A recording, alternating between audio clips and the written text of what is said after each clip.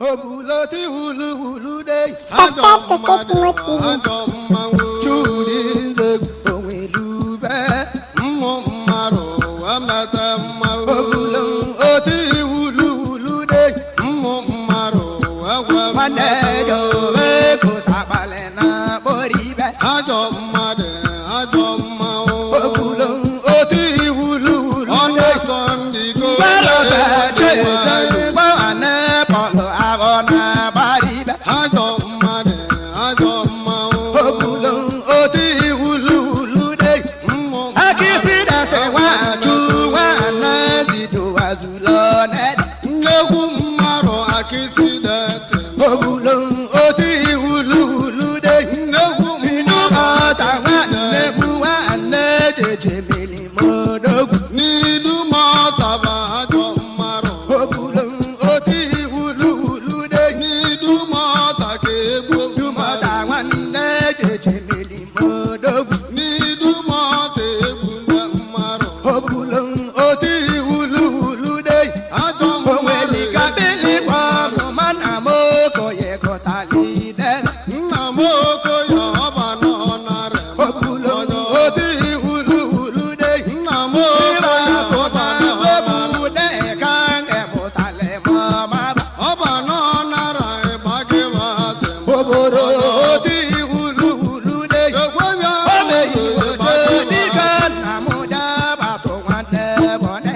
omeyi wọn jẹ ọkụdo ọnọja Obuloti Wulu day. ameyi bi ka ọba n'ọnara Lo mora wala gwa wane mu. owara idumọta Odi boboro oti Wulu day.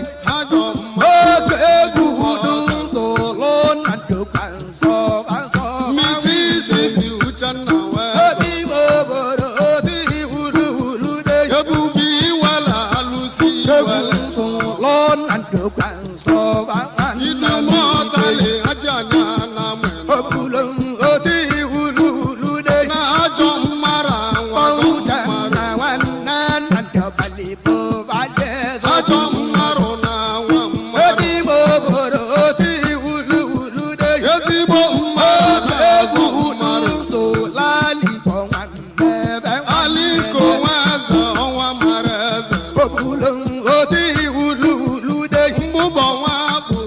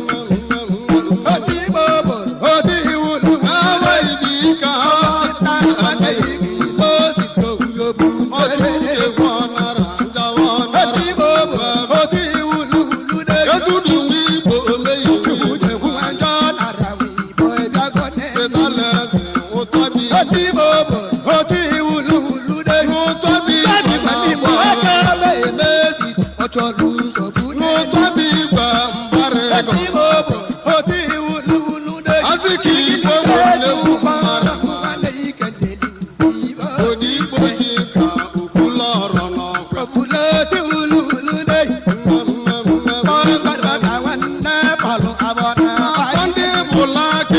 uche nne male oti ulu ulu de oji nka ukwula bata nwanne jejemeli modo n'idumo kejidego mmadụ oti bobo oti ulu ulu de ajọ mmadụ bụ oke ajọ mmanwụ ya wada ne wane wanwe dani obugo iwe chiwu oti bobo oti ulu ulu de dani obugo arụ marụ emetu o bara wala wotu chungo gwara anụ megali oti bobo oti ulu ulu de ajọ mmadụ ajọ mmanwụ oti mado ote bole deri beli ajọ mmadụ bụ ajọ mmanwụ oti bobo oti ulu ulu de mbụ mmadụ na-eweli uje wulo to yana ka wanne ụdọbụ oluwa onye sita oti bobo oti ulu ulu de ụdọbụ oluwa ọnyachọ nwanne uje wuli de munu eke wanne egwu udoba ụwa chọwa anya bobo oti ulu ulu de ịlarị nwa ọche